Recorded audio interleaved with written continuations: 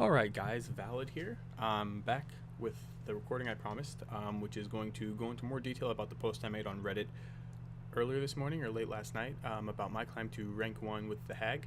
Now,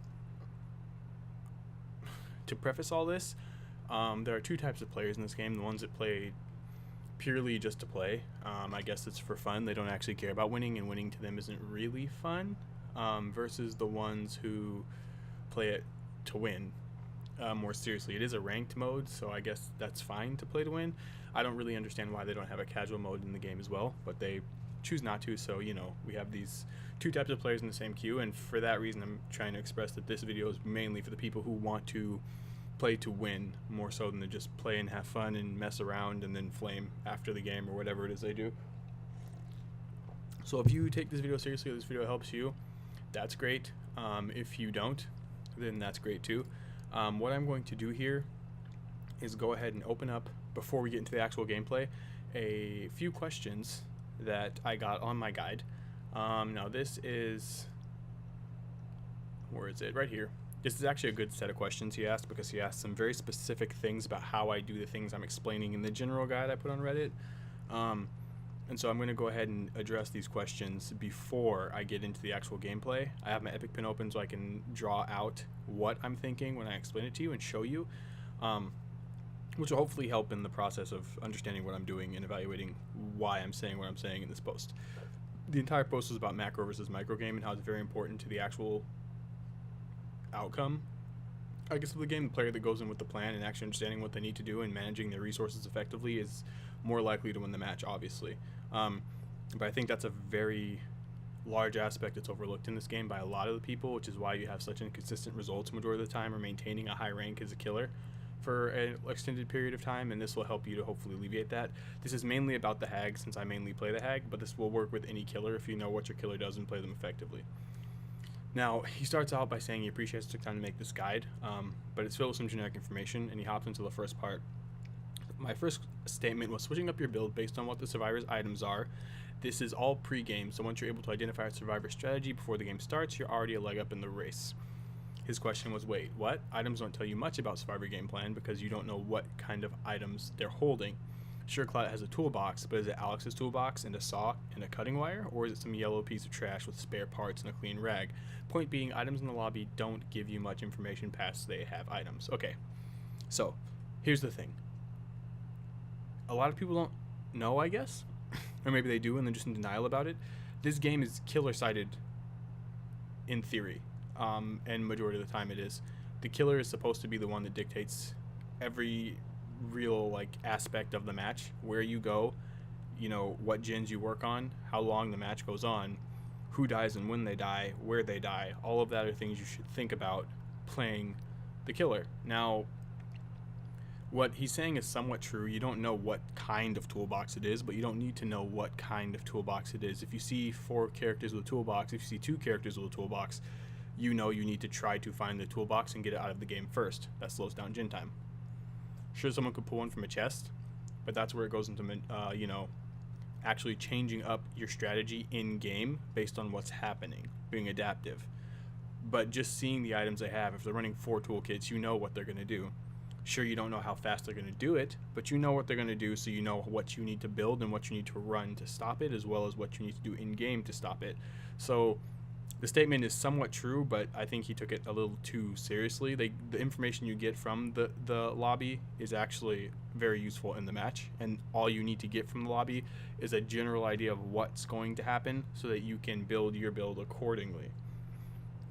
Now, the second part, he said, or knowing your attack range, recoil on hit, and what exactly your character wants to do allows you to mold your game plan around that, and having said game plan impact the game by manipulating the survivors or the killers into doing exactly what you want them to do. Okay, but how do you develop a plan in the first place? Comes down to the very beginning. You're picking your champ. You see who they're playing. Hopefully by this point in the game, as any killer, even me with only 205 hours, you know what each survivor does, typically, what their special ability is.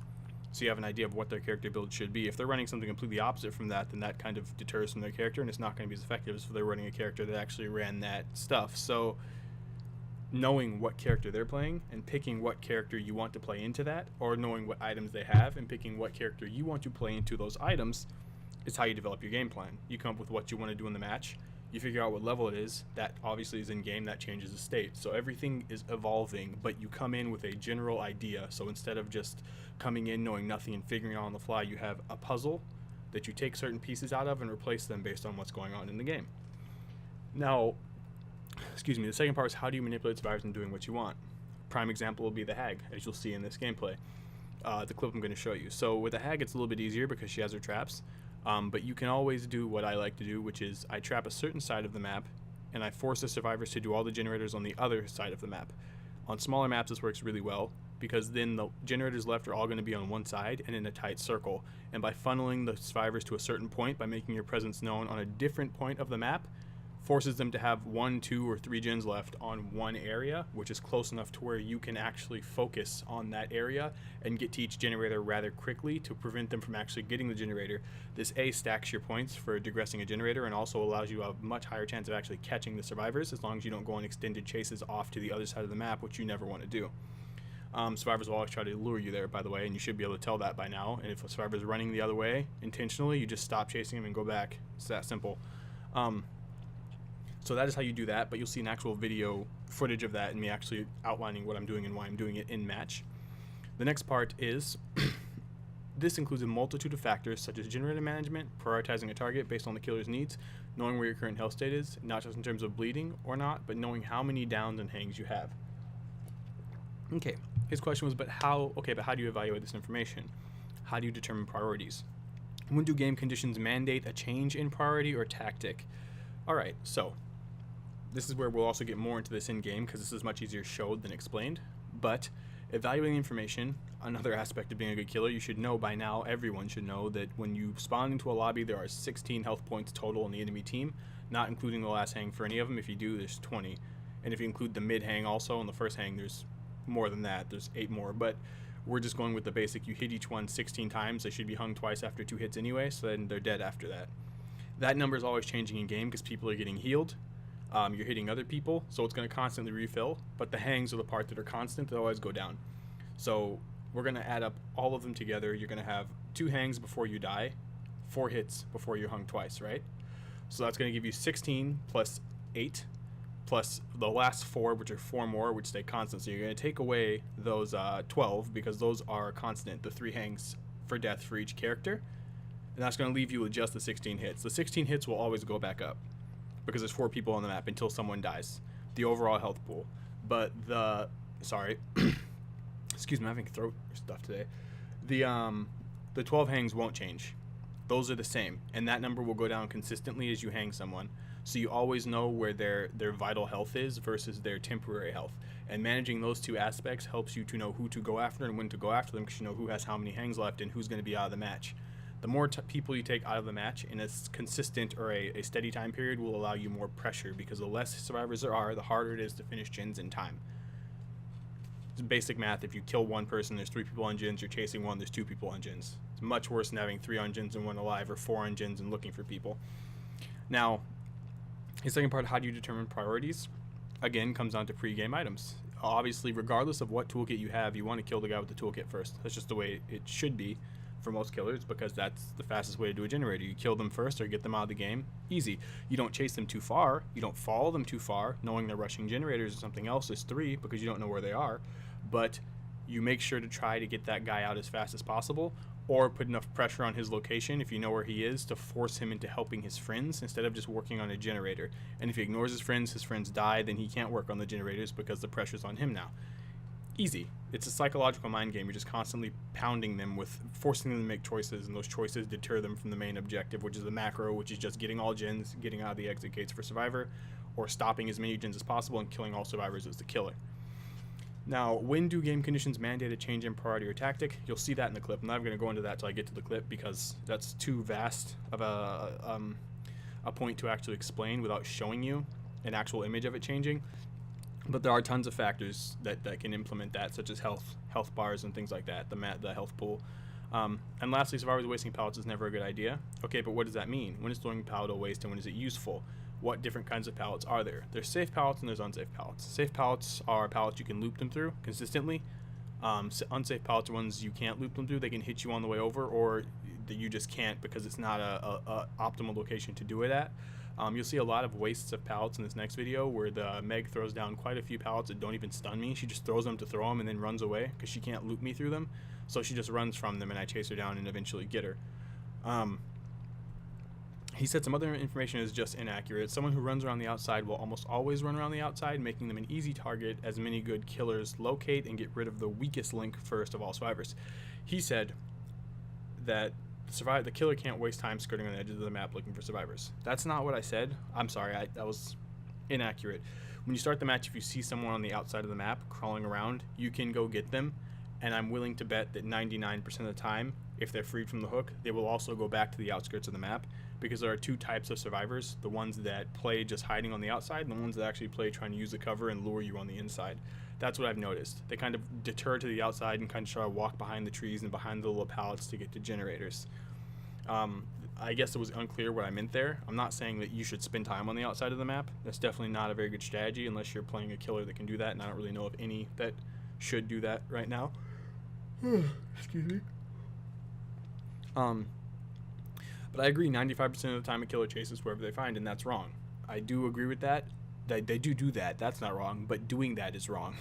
You should never just chase the first person you find. You should chase them to a point. You can hit them once, maybe twice if you can, but you should never just tunnel the first person you find because that's wasting time. You need to locate at least 2 people early game to know where at least 2 of them are, so that way you can track them and make sure they're not having 3 clump on a gen while you're chasing 1 guy, because that's the worst situation for you. 2 on a gen is manageable, 3 on a gen is not manageable 90% of the time, unless you're running a just complete gen regression build or something like that, then maybe, but majority of the time it's not going to be worth it. So now that these questions are out of the way, let me get into the gameplay. That's not the gameplay. Here's the gameplay. Is this up? This is up loud. Let me turn this down some. Turn it all the way off, so we don't have to hear that.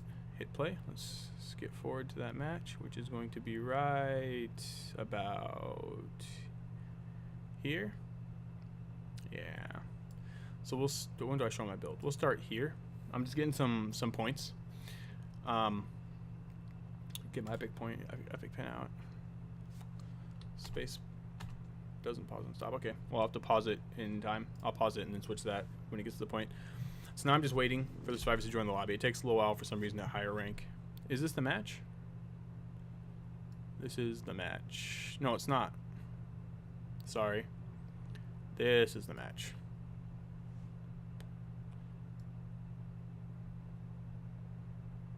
Yeah. So the typical build I run, let me pause it here. I always run NOED and Remember Me because I like to have a late game assurance plan with this build. The amount of times it gets to late game are actually really low. It doesn't get to late game that much. Sometimes it does. This next game I think it does with 1 person, but it doesn't get to late game that frequently. But having those extra 30 seconds, the exit gates, if you don't know, another fun fact for you as a killer, the exit gates without any speed ups to opening exit gates take 18 seconds to open for a standard survivor. So that means once that's charged, you have to assume someone's at the gate. You have 18 seconds to stop them from opening it. With Remember Me, it goes up to 48 seconds because you can stack it 6 times. It's 5 seconds for each stack. 48 seconds versus 18 seconds. Both are low numbers, but you can, I mean, it's not a comparison which one's better. Which is why Remember Me is pretty good. If you're able to find the obsession early, which I typically am, it helps a lot. NOED is just NOED. You run that because there's decisive strikes in the game. There's so many things. It's very easily countered if you just break the hex totem, but it's really good, I think, personally, as a tool for any killer to have in-game. Survivor Assault for that, who cares? Survivors are salty about literally everything. So, I mean, I really don't even care about what people say about it anymore. But I run that. It's a pretty good thing to run on her. My Nurse is calling, so when I'm doing my strategy, since my strategy revolves heavily around me placing traps in random locations and then funneling them toward those locations, I don't typically chase kills down until both hits and hang them. If they start running for too long and I think the chase goes on too long, which is more than like 25 seconds, I just leave for someone else, wait for them to hit one of the traps I spawn, and then go to the trap, and if it's them, they're down. If it's not, it's someone else taking another hit off their health pool, which is good for me in the end anyway. And then for any toolkits or any possible concept of a toolkit, I run this, which is Hex Ruin. Hex Ruin is not that powerful by itself, but it works pretty well with the build I have, because it forces at least one person to go looking for a totem early, which gives me more time to slow the game down. Slowing the game down is what this build relies on, and using your traps effectively. So slowing the game down with that is great. Sometimes if they're not running any toolkits and I see them all running like health, no one, like, there's no threat to me really of that, or I'm running specific maps where I'm not really threatened by a Gin Rush composition, I will switch that for Agitation. Agitation I like a lot because with my trap scenario also, them hitting the traps and spawning within 24 meters of the hook, it'll give me the token, and if I get it to 5 stacks, obviously they're just all dead. They're all exposed. Eventually someone will get the totem, but you know, you get what I'm saying. So that's my current build. Let's go with these items real quick. Typically I run Cicadias. If I don't have Cicadias, I run Dragonfly Wings. Dragonfly Wings are really good. It gives a good distance. Cicadias give the best distance. With this build, you always would want to run a Cicadia, and this is going to be a Wreath that you would run, not this one, the other one, which gives you the increased plant time of the traps, so you can get the traps out sooner. That helps a lot too. If you can't run that, you can always run Eggshell, because Eggshell, I believe, is considerably increases the amount of time that the traps are out on the ground. So when you spawn a trap, you have more time to actually see where they're looking, so you can see where the survivors are running to. Sometimes if I'm feeling really I'm on one of my maps, which is going to be Ormond or Azeroth, I like Azeroth a lot, I will run Unshackled Chains or Shackled Chains instead, because this way you're putting the random traps down and the survivors don't know when they pop them. There's nothing for them to see it, but since they're random, they're going to hit them guaranteed, and you're going to always be able to get right to where they are. You'll see that I am talking to myself. I muted my stream so you can't hear that, because I want you to hear what I'm saying. You can check the stream later if you want, the VOD, and see I'm saying exactly what I'm saying here. I'm waiting for them to come in, so let's accelerate this video just a tad. And here. So I see they have no toolkit so far. That means at most one person's going to be running a toolkit unless they change before the game starts, which I'll see they don't. So I'm not too worried about Gin Rush. I leave the regression on just to be safe, and it's a good thing I did, because it turns out she was running an Ancient Coin, which means the likelihood of them hoping to get toolkits out of the box is pretty high, whoever ran the coin at least. So that means guaranteed at least one person is going to be searching through chests, I guess, is the overall message here. As you'll see here, there's the Ancient Coin. And so that means that I'm going to have 3 people working on Gins early, 1 person rushing that. If they had been running toolkits, I would have swapped out my Survivor Pudding, for a Shroud to make sure they don't spawn together, to give me a few more seconds, maybe a minute even, of time where they won't be clumped on the same generator as more than 2 or 3. But again, with that Ancient Coin, knowing that they were going to be going for the toolkit, it would still only be 3 people, or going for the chest, it'd still only be 3 people working on a single gen, while 1 person looking for chests, more than likely. So a lot of these are assumptions, I get that, but this game has a lot of RNG factors, and anything you do in life or any game is based off of an assumption, which is, that assumption is stemmed from mostly fact, and that's where it comes in.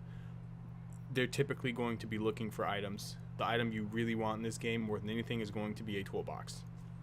That's just the way it goes. So I go ahead and start out the game, placing some traps. I start placing them in places where I see there's a pallet, I put one there.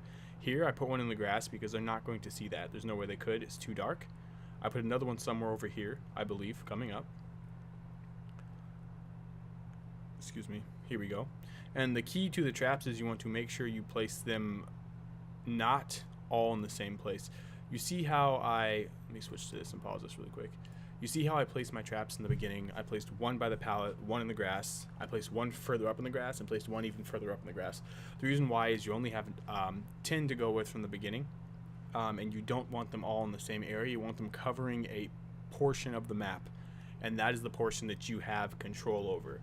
You have to accept the rest of the map you don't have control over. You don't sit in your trap area either. When you place those traps, you travel to the side that has no traps on it and look for survivors to stop them from doing any generators in that area as well. So now, since your presence is here on the left side of the map, let me go ahead and pull up paint really quick. Actually, give me 1 second.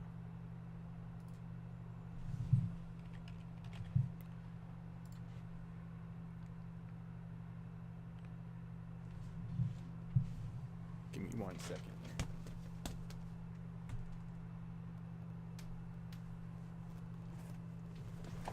Okay, so let's go ahead and get into this part. So now that we have this open, I don't need to use the pin, but I'll use it anyway. So say I put traps here. Oh, let me change this color to red. Say I put a trap here, put a trap here, put a trap here, put a trap here. Cool. 4 sections of the map, right? You have one there, one there, one there. This one kind of flows into the other section. That's fine. It's close enough to this one. I put the traps here. You get to choose whether you want to play horizontally or vertically. That's up to you, not the survivor. If you put the traps here, you want to choose which way you're going and travel either here or travel here. Typically, I travel to a side that has more generators on it and away from the killer shack. Because if I catch someone in the killer shack, it's a lot easier for me to hang them on the hooks, so I don't really worry too much about that area. If I chase someone there, you know, that's fine. Also, the killer shack is, in my honest opinion, one of the most annoying things to get looped around, so I tend to stay away from it and allow them to have that gen most of the time versus having open map areas where I can get to them. In this case, I started here, so I go ahead and trap here, then come up and trap right here, then come up and trap right here. I don't think I put the 4th trap. Let me get my eraser out. So we'll go ahead and erase this one. 3 traps there. I have 7 left, and I start traveling this way. Now I'm traveling this way to see if I can catch anybody. If I can't, I put more traps here, so I have a little bit broader control over the half the map. But it turns out I do see someone over here, so I travel over to see if I can catch them out first, which I don't end up doing, and we'll see what goes from there. But this method of trapping and traveling, it forces, I have pressure here because of my traps. I have the ability with my dragonfly to go from here to here relatively easily, and I have this side of the map covered because my presence is here, which means my terror radius is going to scare anyone here into hiding or out, which delays generator pressure on this side as well. So this is covered, this is covered. This is indirectly covered, so my primary zone, this is going to be my primary, so I'll put a 1 here, and this is going to be my secondary, I'll put a 2 here. In terms of actual power, which areas you'd have pressure over because of this, it's going to go 1, 2, 3 here, and 4 here. The reason this is the lesser one, because if you're here and they spawn a trap here, you can't teleport that far without a Cicadia, and even then you'd need to be closer to about here to do it, maybe here. But if you're actually patrolling the area, you're typically going to be coming down around this side. You're not going to be able to get there in time.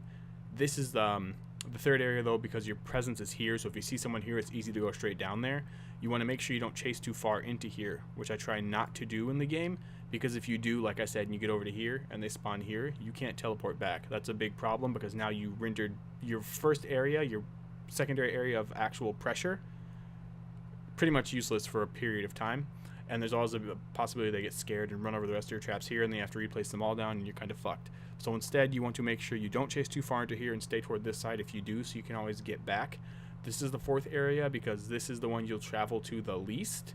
But the people flowing up from here will typically hit some traps and spawn that too. Eventually, you do want to get down here to put a few traps based on where the last generators are standing, but we'll get into that more also as we go. For now, I'll just leave it at this. If hopefully you understood what I said there and the way I flow around the map, and it made some sense to you. So let's go ahead and clear this, go back to here, and we'll keep playing. So I put another trap here. Now I've got 6 left. And I know that, so I have a little bit more control. I saw someone over here. Let me rewind it so you can see that. I don't know if you saw. Ooh, that was bad. So right about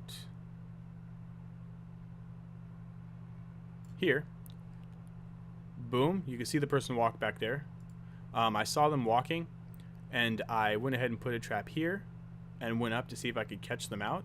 I couldn't end up finding them. I checked both lockers, they weren't there either, but I didn't pursue it again because this is area 3 I'm getting into now. Once I cross this wall, don't really want to go that far. I see them on the shack, that's perfectly fine because that's the furthest one for me. If they finish that one, again, that's one less distance I'll have to travel in game for a last in generator, or mid game even for a last in generator. If you don't understand late game, early game, mid game, there's 5 generators, so you kind of just do the math on that. 3 can be considered mid game, but it's pushing into late game, and then when you get 2 and under, you're at late game. Anything above that is early game. So a trap was triggered over here. I have the dragonfly, so I can get to it like that. I go ahead and I see David crawling behind this tree. I go ahead and fake like I don't see him, go around, get the hit on him. He starts running. He's running perfectly where I want him to, toward my other traps and into area 3. I'm sorry, area 2, not into area 3. So he hits that. I go after him. I missed the hit here because he has sprint burst. That's fine. His sprint burst is now down. I believe that's like a 30-second cooldown. So I see him go here. I missed that hit even though I could have gotten it. I thought he would not really go through the window, which is why I kind of feinted around. But I ended up getting the hit here anyway, so it doesn't matter. So now let's pause it here. It took me, what, about 10 seconds on that chase. I got him down. There's 5 generators up. I know someone's on the other side of the map toward Area 3. They didn't leave it, because if they had, I would have seen them, or Area 2. I'm sorry. The second part of the map. So that's actually Area 1. This is Area 2. I'm trying to voice it as the way I traveled, not the way it is. But so they should be in Area 1 still, trying to work on that generator. He's downed. 1 person's at the shack. I know where 3 people are. 1 person's missing. That means no one's rushing generators on me, which means I actually got a free hang before they're going to get 2 gens popped, which is really good. Their overall vital health pool just went down to 7 rather than 8. So I'm going to go ahead and pick him up, put him on a hook here. And I'll try not to talk too much during the gameplay. I'll talk when I pause it so you can get a better grasp of what I'm saying and I won't end up confusing anything. I'm going to go ahead and trap the hook. Now, these traps, let me pause this and explain this, because a lot of people think this is camping for some reason. These traps aren't so that you can camp and kill the person that comes to save them. If someone's dumb enough to run through your traps and you teleport back to them, that's really on them. The purpose of these traps is I'm not running unshackled chains. Using my traps, I can see the direction they run to. So when someone takes them off the hook, either 2 things are going to happen. They're going to run through the traps like a moron, spawn them all. You're going to go straight back there and find them both. Or they'll do the smart thing, what Agent Survivor does, walk through the traps and take them off the hook. From here, they'll do the stupid thing and sit there and heal them under the hook instead of just crawling away and healing them. Which means when you come back to the hook, they're going to spawn all the traps, and then they're going to run. And when they run, you can see the direction they went because your traps are facing it. This way, you don't lose both people in the chase unless you make a mistake chasing. It's a really good strategy that I suggest every Hag player employ, but knowing the direction of your traps and where to look when someone spawns is really good. So let's go ahead and continue the play from here. As you see, I don't place them directly on him except for the one. I place the other ones a slight distance away, probably 6 steps, so I can make sure that I can get there in time and actually see from a distance without spawning right on top of them and whiffing a hit or something if I get one. Here's another trap that just got spawned, and it was by the Meg, the one that was here in zone 1 the whole time. So I get the hit on her. I decided to go a little bit further for it, but she goes too far into zone 3, so I don't chase that far. I know he's going off the hook, so I turn and go back for him. Now, like I said here, they didn't run, which is perfect. I'm walking up here waiting for them. I know she's going to be healing under the hook, or they crawled away. They didn't crawl away. Traps all spawn, and you notice how they all turn toward the direction they're facing. So now, I have 2 people in my sights. I missed the hit on her. I misturned there. They hop the same wall. So I start going after him a little bit, because the Meg has already shown that she's not that bright. If you couldn't see that, I could tell that by the way she did everything she did. I know now the way she turns as well, which is kind of backwards. She could have cut back. She didn't have to jump through the same window as him, and she kind of led me to where he was going regardless. I hit a wall here. I don't know why that happened. That was just a mistake in my movement. And I start going back looking. I don't go for the Meg because I'm not too worried about her rushing a Jin, since she has 1 toolkit she got out of a chest, so it's probably not in Alex's toolkit. And also she's right there working solo. So I get the hit instead on the... That's Fangmin, not Ni. I always get them confused, but it's Fangmin. I get the hit on her, and I go ahead and put her up on the hook. Vital health is now down to 6 from 7. So she's going to hang. I'm going to go ahead and place the same traps. I saw that pop over there, which is another generator. So I know that the Meg is going to be over there working on that with her toolkit. It might be David with her. I guess we'll have to see. But either way, it's 2 people there, which means 1 person is gone working on generators. So again, now we're at 4 generators. I have 2 hangs. The vital health is down to 6. I know where 3 people are on the map. This game's going really well so far. We're going to go ahead and keep going. I still have some traps out over there from when I put them on the hook. I have a trap by this gen. I have traps around the Fang, so she can't really escape. Let's go ahead and stop this generator from moving. And we found Meg, like I said. There was no David, it was just Meg. She wastes that. That's okay. Let's rewind this. Now, I talked about wasted pallets. Or I rewinded it way too far, sorry. We talked about wasted pallets, right? Here's a prime example. I am clearly not close to this pallet, and she's still going to throw it down. Now, by throwing that down, she took away any escape route anyone would have running from me through here if I catch them on this generator again. She provides a perfect area for me to just run through and hit them. If they come from this side when I come to this generator by going toward this angle again, they can't run back because they know I'm going to come from here. They can see my red lights. So they're going to go this way, and I just cut through, and I get there before they can get away. And there's no pallet. So that was a complete waste of a pallet. So we're going to go ahead and take this. Place a few traps around here. We know she got saved. That's too far for us to get there. So we're going to destroy this pallet. And a trap is going to spawn right behind me, which I take to go back instead. And there you go. She came back. Get the hit on her. Go ahead and leave the pallet or upside the generator because she didn't even get to touch it. And I can see her healing because Nurse is calling. So I go after her here. Again, too close. I faked like I was going for it and then just swung to make sure I didn't walk forward too far. She drops the pallet. Doesn't even stun me. Another wasted pallet. That's an unsafe loop anyway, I believe, but it's still a wasted pallet. So now I'm going to go after her a little bit more since I know she got saved. One person at least saved her. One's on a Jhin. I'm chasing one. She's going to go around here. So now I'm in area 4, which is fine because she's about to go down and I would like to get the vital hit. I'm going to go through here and try to play this right, but I messed up my attack. If you attack as you teleport, you actually hit them. But since I didn't, I got stunned. If I'd swung right there, it actually would have hit her and she would have dropped the pallet, but she would have been down. So now I'm going to go ahead and destroy this pallet because this one can be looped and I don't want it there. This is probably the one good pallet she had all game. And I'm going to go ahead and chase her through here back into my primary zones. Oh, I'm sorry. This isn't my primary zone. This is right below it. This is 3. So this chase, I talked about the extended chases. This chase is fine because there's 4 Jhins up. Their vital health is down 2. And she is 1 hit from taking their vital health down 3. Now, typically you don't want to chase this far. But since she's the only toolkit I have seen so far, there's one guy working on a Jhin now. Well, the other 2 probably are also because they got off the hook. But it's recent when they got off the hook. This is A-okay because in the game state, the priorities of the game, the overall micro and macro of the game, I am still in control very, very much. I'm not losing any sort of control doing this. So we're going to go ahead and hit play here, go again. She didn't drop that pallet. I put some traps here just so I have them because I'm sort of shifting my zone toward this side because of the shack pallet being done, no generator, I'm sorry, shack generator being done, no generators on that side, 1 here and the rest up here. So far we have all of our generators in this primary zone 1 and 2 area with 1 in the 3 area. They can get the 1 in the 3 area, that's fine because in game we're going to have 3 Jhins really close together or in a proximity to where I can get to them with my traps reliably. Or just, you know, walk back and forth depending on how close they are, which they end up being really close. I thought they were further apart when I was playing, I believe, but they're actually really close in this tight circle it ends up being, the shack here and over there. So it's really, really straightforward and easy for me to do. And this is a primary example of funneling. By putting all my pressure in these primary 2 areas, I force them to do the ones on the other side of the map.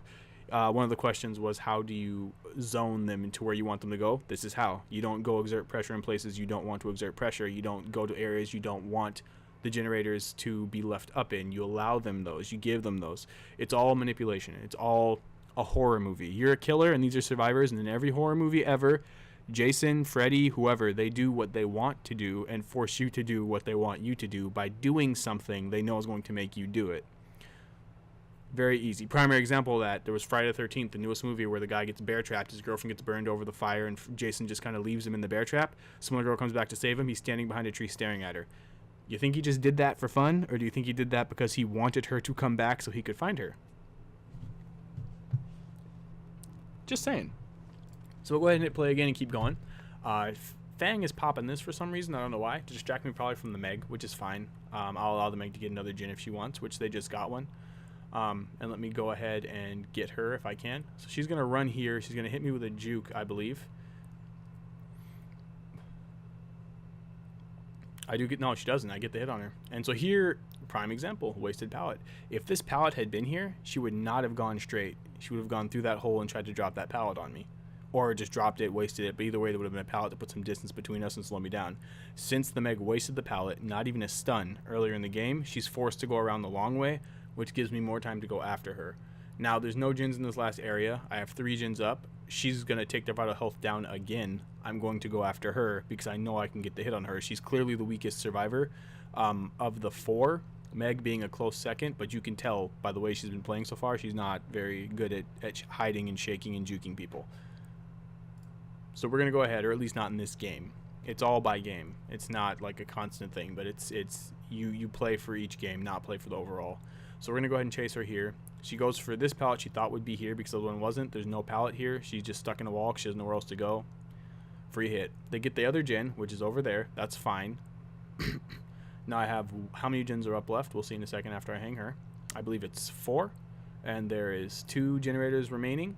Their vital health is now down to 5. There's no reason to panic because, again, I'm still in control. We're going to place some traps further away from the hook this time. Because since there's less generators, they're probably all going to come try to save her rather than a few. They're working on that gen I see over there. There's 1, 2, 3, 4 inside there, and the 1 on the other side, so 4 total.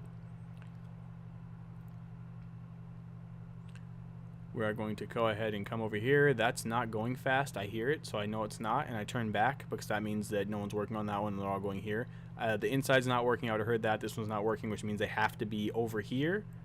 Let me pause it and draw. They have to be over here in this area on this generator, or all right here saving her.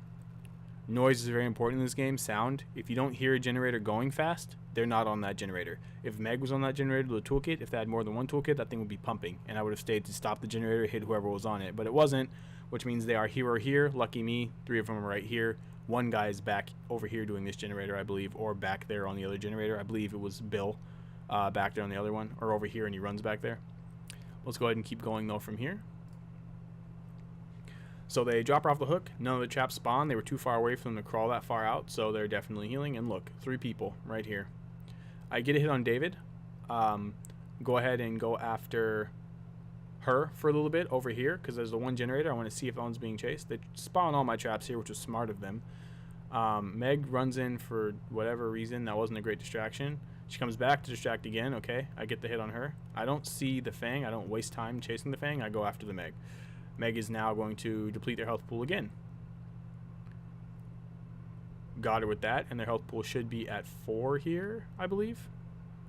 That is 4 hangs. Yeah, 4. It's at 4.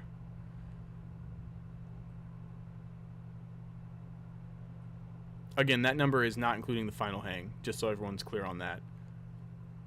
They're actually at 12 because they each get a 3rd time, but they die the 3rd time, so I don't count it. Here I place some traps further out to kind of lure them toward this side, and I know this generator is going because the other 2 weren't, and look at this. He's right here, Bill, working on it. So I go ahead and I go get him. I get a hit on him.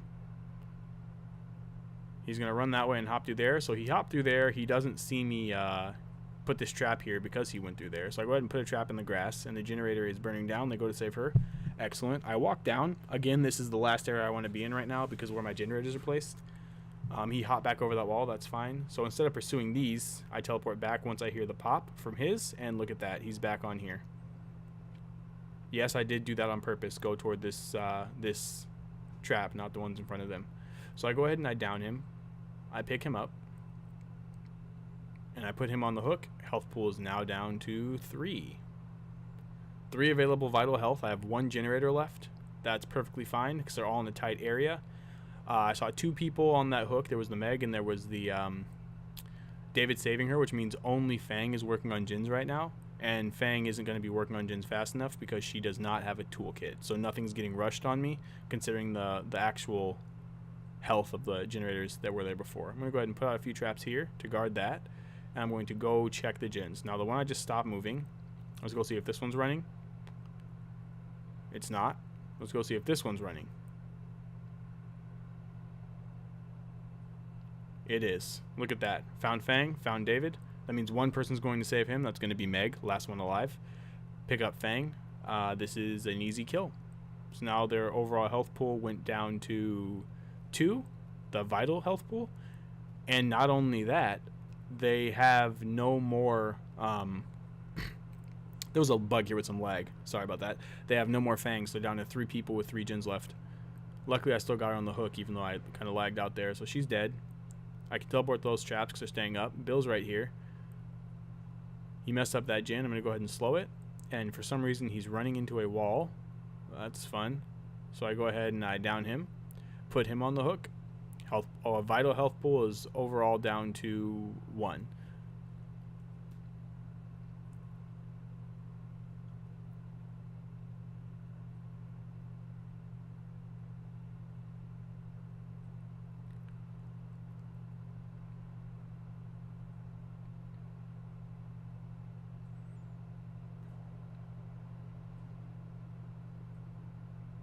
So that's stopping. There's 2 people up.